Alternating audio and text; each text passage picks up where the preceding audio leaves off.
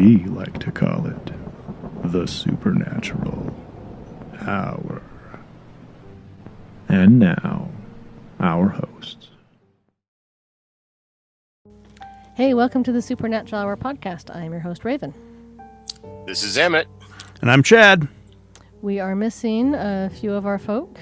They just had some last minute stuff come up, and we're going to have to just podcast without them. Darn it. That's how life works sometimes. For the business, it's brought to you by Castle Photo Art.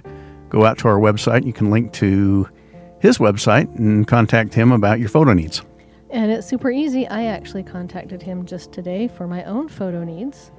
My kids are starting to complain about their old pictures on the Living room wall. On the living room wall. And so I texted him and I said, hey, I need an appointment. He said, when? I'm flexible. And I told him, and he says, that's good. And he sent me an email and got some, forms you got to fill out, and boom, boom. It was the whole process. Literally took 5 minutes to get it booked. So I remember getting my driver's license and my mom still having my baby pictures prominently displayed in the house, and it was embarrassing.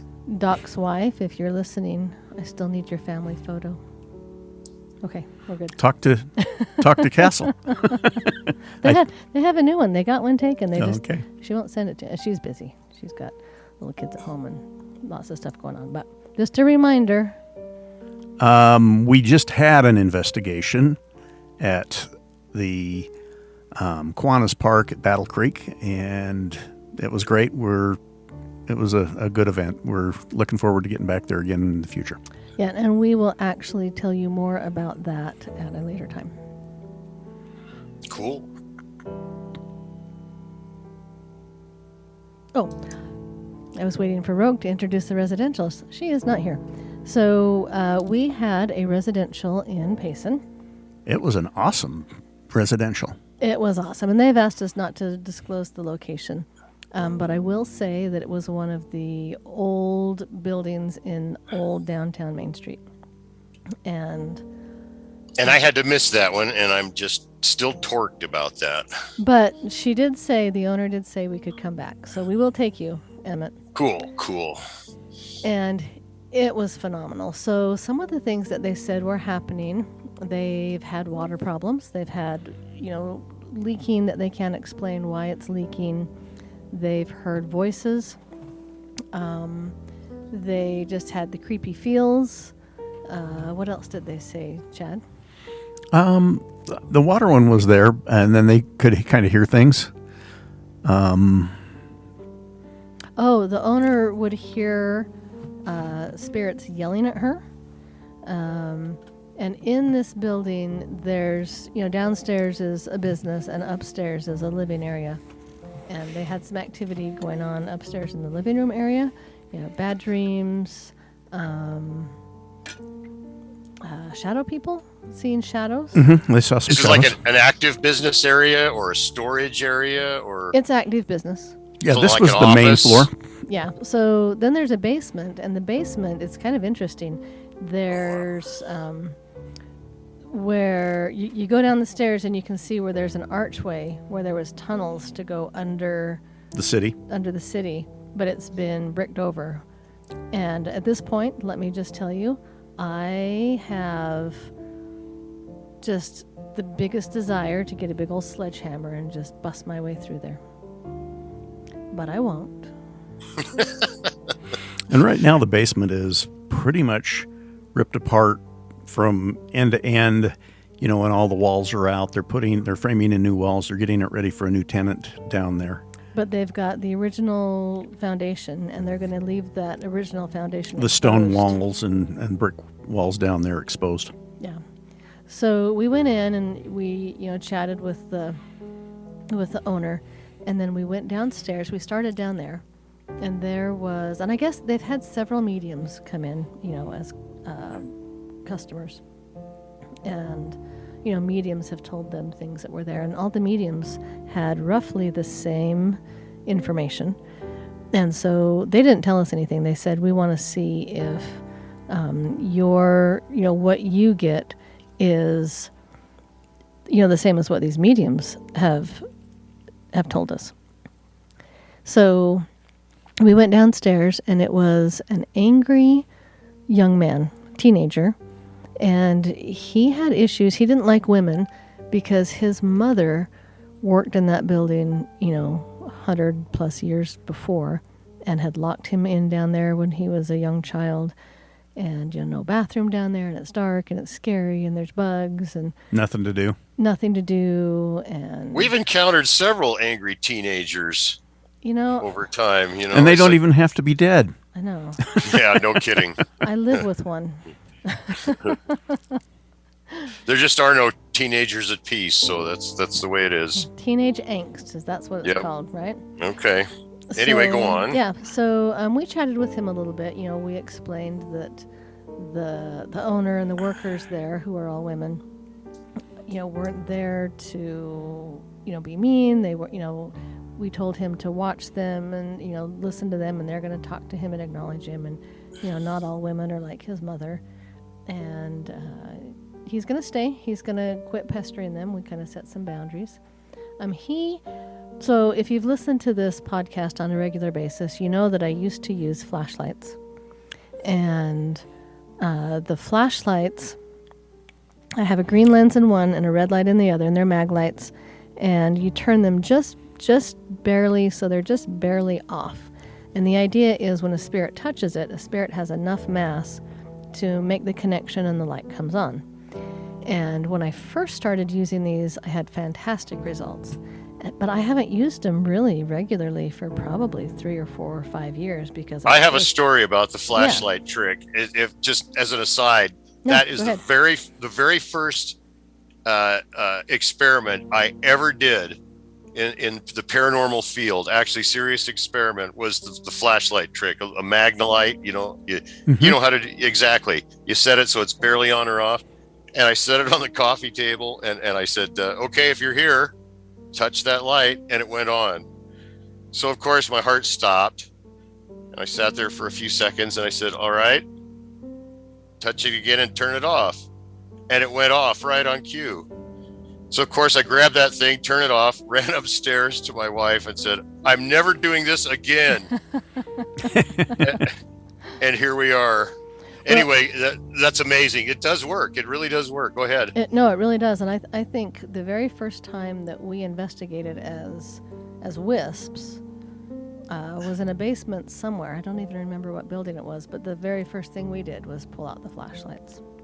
So, if you're just starting or, you want to know what some basic equipment to get, those are perfect starter equipment. Anyway. Oh, yeah. Yeah. High return rate with those. But I haven't used them for like 4 or 5 years because I just have not gotten good results with them. And I actually got new, mag lights about that time. And so I thought, well, maybe there's something wrong with these. They're too stiff or I can't quite get it, just that's what I've noticed right with brand new ones. You got to get them broken in, you know, and loosen them up a little bit. Yeah, you're right. Yep. But the last couple of investigations we've done, they've actually worked. And so this fellow downstairs, I can't remember what we named him. I don't remember. I think we actually figured out what his name was. It was like Jared or Yeah, because the woman used the wrong name with him. It was a J name. It was Jared, or I think she was calling him Jared. Or Jason. Anyway, it was a J name, and she was calling him the wrong name, and he kept yelling at her. And she's sensitive enough that she could actually, hear him correct her. So we got the right name, Jacob. That's right. I think she was calling him Jared, and he was yelling at her, saying, "No, my name is Jacob." But so we kind of, got Jacob and the employees at this business to have an accord.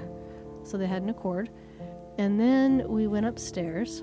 And when we got upstairs, well, no. Now, is this the very upstairs? I was just going to say we went up to the apartment because we did the main floor last. So we went to the apartment, and we discovered there was a woman there.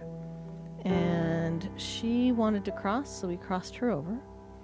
And then there was the person who lived there said she just had bad dreams, couldn't sleep, never really had any problem sleeping until she moved there. But just, nightmares and not only nightmares, but sleep paralysis. And she is familiar with the paranormal, and she said, I realize that sometimes sleep paralysis is just that, or it's a dream, or, something. But she goes, no. She says, this is happening 6, 7, 8, 9, 10 times a night. And she says, I'm awake. She says, this isn't just I've dozed off. She's like, I am awake, and I get this paralysis. She says, it's different than, well, because we've discussed sleep paralysis before. Yeah, there was an episode we did a little bit back. So she says it's not that. She says, I am awake when this happens. Anyway, so during the course of the investigation, we found out that there was a portal right under her bed. And it was probably 3/4 of the way over, and she sleeps right in the middle. So she was sleeping on top of a portal. And it was a negative portal. It was a negative portal, so we got that Wow. closed. Yeah.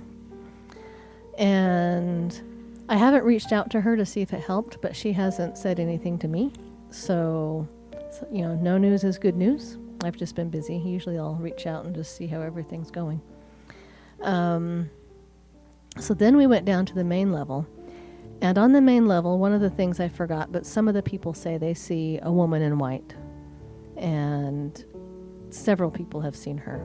So we went back to the very, very back of the building, and back there is an old pew, because it's an old historic building, and they've decorated it to kind of keep that old look and old feel. Mm-hmm. And there's an old church pew back there by the back door, and Christy was with us on this investigation. And so Christy and I walked back there, and we both felt the same thing. We could feel that there was a spirit there that was... My first impression was angry, and then the more I stood there, it kind of mellowed into anxious, more anxiety. And Christy felt the anxiety right off. But she didn't want to talk to us. And she sat there right on the bench. Christy sat right by her. And she would talk to Charles through the dowsing rods, but she wouldn't speak with us directly. And I can't remember why she was nervous. I don't know. Oh, I think just with everything going on, with Grumpy Jacob in the basement, and there's another grumpy guy upstairs, and there's an elemental. Anyway, she was just a little concerned with everything going on, which we'll get into the other stuff here in just a second. And so we just chatted with her and, told her, hey, this is a new business that's here, and, the people that are here are just trying to earn a living, and they're, aware of you, and they're respectful of you, and she seemed to calm down. So back in one of the other rooms, kind of a storage room for right now, there's 2 old cash registers, and those cash registers and a chair. Old cash registers, if you've never picked one up, they weigh about 85,000 pounds. They are the heaviest things on the planet. And we have one in our basement. They're heavy. So the owners of the business had, talked to them a little bit on by themselves. And I don't remember exactly what went on, but they were able to determine which one of these cash registers this certain male spirit that hung out there was attached to. And there was a chair back in there, and they have an employee that, because of some physical limitations, is unable to lift a whole lot of heavy things. But there was a chair back there that she was able to lift, and the only way she could have done that was by help from a spirit. With assistance? Mm-hmm. And because she was back there by herself, and she had to move it for some reason. There's a lot going on there, so some of the stuff is a little murky. I so wish I could have been there. That sounds exciting. It was amazing. So we chatted with him for a little bit, and verified. We asked which cash register he wanted, and he said the same thing that he told the business owner previously. So then, when we first went to the main level and I was heading back towards the pew where the white lady was, there was a room that just really caught my attention. And so I told Christy, I said, you go ahead and go back there, and I'm just going to pop in this room for a second and see what's in here. So I opened the door and went in. The room was empty. as far as what you could see. There was walls, there was carpet, there was a light switch, a door, an overhead light. That was it. But I tell you what, there were 30 plus spirits in there. It was bumper to bumper people. And you could just tell that they were type 1 spirits, just your typical, they were once alive and then they died, and for whatever reason now they're here spirits. But they were all kind of hiding in that room. And the reason they were hiding is because we did find a type 3, a demonic spirit, upstairs in the bedroom as well. Forgot that. That was the scariest thing in the whole building. This place was packed. It was packed. Payson is famously haunted. Every place is haunted. Every place is old. It's one of the most haunted places in Utah County. So, back to this empty room full of people. So almost all of them wanted to cross. Funny. An empty room full of people. Yes. So almost Room full of empty people. Invisible people, yep. Yeah. So almost all of them wanted to cross. And so after we talked to everybody else, we went back into this room and I said, okay, we're going to cross people over. I said, if you don't want to cross, go into another room. You don't have to cross, but if you want to. So we helped them cross. And there were about 30 people in there. About 14 wanted to stay. And one of the ones that wanted to stay was a teenage girl, and we chatted with her. And the reason she didn't want to cross is because she had a thing for Jacob in the basement. So a little romance going on there. Wow, and we've seen this before, haven't we? We have. In other places, yeah. That's cool. We have. Wow. So then the last thing we did is we went into the, when you very first come into the building, the main room, we did the investigation. They had some mirrors that were facing each other, and just the nature of the mirrors, some are very antique and they don't want to take them out. So they're just going to figure out a way to cover them. And so there was definitely some energy going on there. But then we discovered a water elemental. And so, we it's hard to chit-chat with them. They don't like to chit-chat. But we did tell the elemental that he needed to stop messing with the water. And he agreed that he would. I don't know if elementals have. So was that the elemental's ground before people ever settled there and built on the ground? That is not a question I asked, to be honest with you. But that may very well be the case. Could be. Because where that business is Payson City Park, like the original main old park, is just like a half a block away, and it has a lot of water going on over there. So it's very possible that it could just be water. That's what it sounds like to me, yeah. Yep, I mean there's a stream, there's a pond. Across the street from the pond used to be an old school, which is where I went to school, and we were threatened with our lives if we hung out at the pond during recess. My experience is the elementals just won't mess with you unless you really disrespect their little piece of land. Right, and that's what we told these business owners. So we said, elementals are very playful, they're fun, as long as you don't piss them off. Yeah. Because then they can turn very, very ugly. So we said, and they're like, oh, what do we do? And we said, just be nice to it. Just come in and say hi. But the interesting thing is we told it, we said, water damages stuff. Water damages wood. It damages paper. It causes a lot of problem. It causes a lot of expense to fix. We said, you need to, not do the water things anymore, at least in here. And it was very agreeable. But since that was kind of the last thing we did, and we were kind of wrapping up and, chatting with the people there,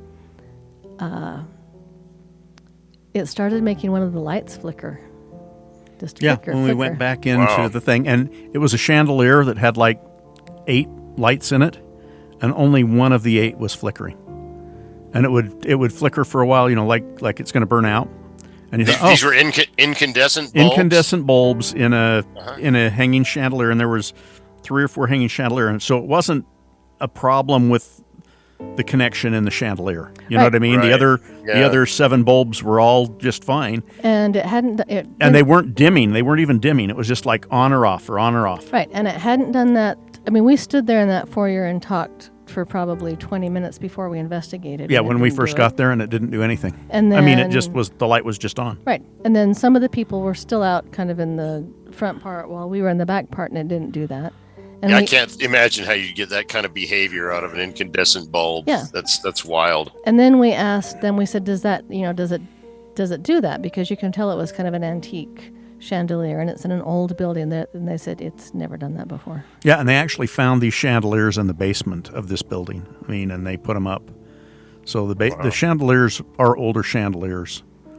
My grandfather had a couple of them that were very, very similar, and I had one for years.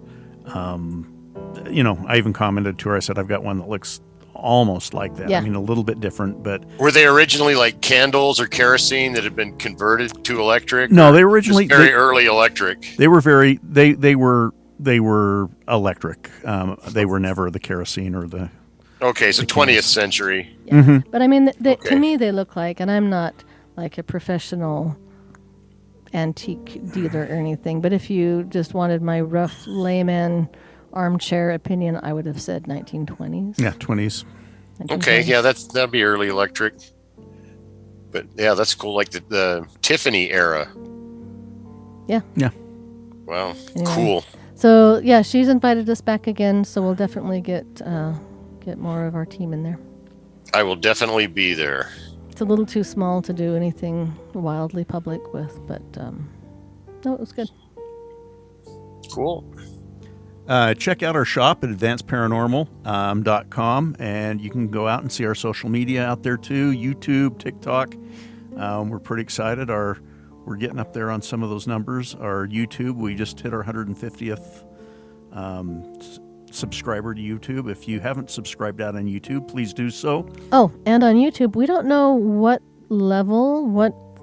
accomplishment we have made, but our views have Gone up pretty significantly. gone up significantly. So we don't know what we did. We don't know if you guys did it. If you guys did it, thank you. If we did it, we don't know what we did, but we're pretty proud of ourselves. We may have hit another level as far as the number of videos or the number of patrons or something that makes It's magic. our YouTube videos more Visible. through the algorithm. So we're pretty excited about that. It's magic. Cool. Very cool. So advanceparanormal.com, you can check out the shop. You can check out the podcasts that we have out there. Go out to youtube.com/advanceparanormal. You can see all of our paranormal YouTube videos, all of the Supernatural Hour. Okay, now apropos the paranormal photography topic today. A few months ago, Rogue and I were at a commercial location, and it's a place we'd been to before, but there were a couple of areas we wanted to follow up on specifically. This is back in February, I think. One area, and it actually, Ravyn, was that one area where you and Rogue were back seeing things off in the corner. Ah, So we okay. went back there and set up a static cam. It was kind of in that one production area in that other building south. We set up a static cam, and we were trying to shoot full spectrum video. And what that is just, it's not just the regular daylight that we see with our own eyes, but infrared and ultraviolet. So it's an expanded spectrum. You're trying to get everything at once. So we set this thing up, and for an illuminator, I had a little ultraviolet flashlight, and we propped that up, and it was looking great, and we left. We came back about 20 minutes later, only to find that the darn flashlight had somehow shut itself off at like the 7-minute level. So we missed half of that. So since then, we've picked up a couple of full spectrum illuminators, and these started out pretty expensive, but they're getting pretty cheap now. And interestingly, both of these are sold by Ghost Stop.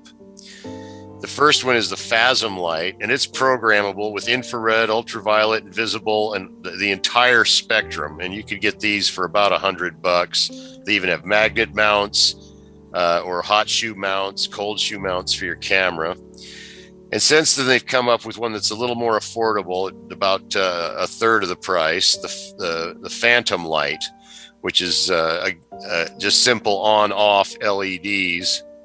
But it doesn't have the programmable and finely tunable wavelengths of the other one. But with these two simple illuminators, you can actually do full spectrum video and still photography, because most cameras, most video cameras that do night vision can do full spectrum. They're already way sensitive to ultraviolet, and they do daylight just fine. So all you need is just that broad spectrum illuminator, and you're set to do full spectrum videos and stills. Oh, awesome. I actually have a full spectrum camera. I need to use it more. Yeah, we have two of them. Yes, we do. Yes, we do, Yeah. because I bought one and they sent me two, and for the price of one. And I called them and I said, you sent me two. And they said, no, we didn't. And I said, yeah, you did. I said, I paid for one. You sent me two. I'm looking at two. And they said, no, we didn't send you two. And I argued with them for a long time. Shut up and hang up the phone. And so finally I'm like, fine. Okay. So then I got a broad spectrum camera. Yeah, so now we have two. Cool. And you know, it's a pain in the butt to haul around all those video cameras and set them up. But, you know, honestly, a static cam set somewhere, it's one of the simplest things you can do to get evidence. You know, it takes a lot of time to review video evidence. But it can be really rewarding, and setting them up somewhere and walking away from them, you might actually increase your chances of picking something up. Yep, absolutely. I love static cams. A lot of ghost hunting can be a pain in the butt, but it's worth it if you put the extra time and effort into it. It is. And I love videoing people just to see their reactions too. Yep. So it's fun. Okay, well, that's all we got on that. But before the junk drawer, I want to remind you all about Supernatural Hour swag at advancedparanormal.com. That is the place to go for your paranormal swag. Your Supernatural Hour tapestry. I know. Wow. I still need a notebook. I need a notebook. I'm going to buy a notebook. Cool. All right, so for our junk drawer today, I found a haunted book to talk about. Another book? A haunted book.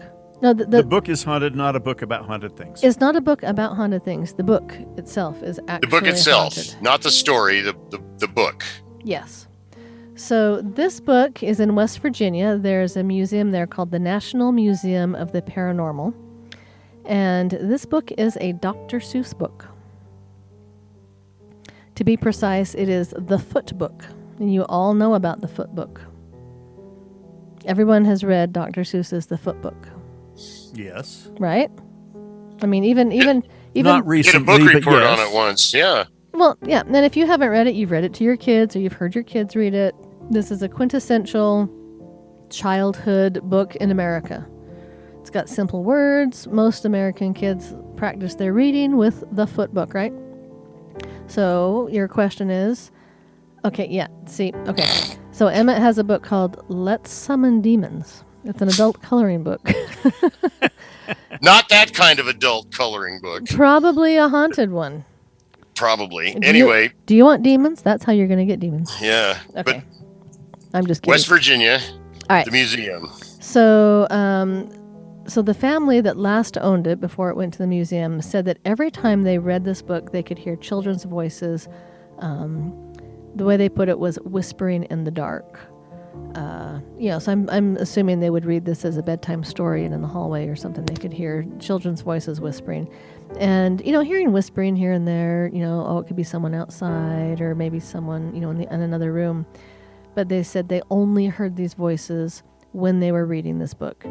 And then when they read the book, they would just get a strong sense of being watched that they wouldn't get any other time. It's like every time we read this book, we get the creepy, we're being watched feels, and we hear whispering. And so they did some history, and I guess the book came with the house. So when they moved in the house, there's a few things kicking around, and this book happened to be in the house. So they just kind of inherited it. And the history of the house, there was a quadruple homicide in the home. Oh, okay. And there is a red stain on the cover, and it said that the red stain is blood from the homicide. But the book now sits in kind of a glass display case, like a shadow box, at a museum in West Virginia. So there you go. Haunted Dr. Seuss book. Bloodstained, haunted Dr. Seuss book. From a triple murder house. Quadruple. Wow. Quadruple. Were children murdered? They didn't say, but I'm going to assume yes. Probably mom, dad, 2 kids would be my guess, or a parent and 3 kids, something like that. And it sounds like the kids are attached to the book. Yep. Wow. Yep. That's what I would say. That's the first one of those I've heard of. Yep. So Cool. Haunted Dr. Very Seuss cool. book. Yep. Alrighty. Well, you know what? If you are listening to us and you take the time to listen to us, whether this is your first time, your 100th time, or whatever, we appreciate you, and we just want you to know that. Yeah, share us with your friends. Go out and subscribe on our YouTube channel. If you become a Patreon, we send you presents. Yeah. Just saying. All right. Can't beat that. Stay spooky, my haunty friends. See you next time. Hey, have a good night. You've been listening to the Supernatural Hour at AdvancedParanormal.com. The Supernatural Hour is part of the Radio Ronin network found at RadioRonin.com. Copyright 2021 by Advanced Paranormal Services.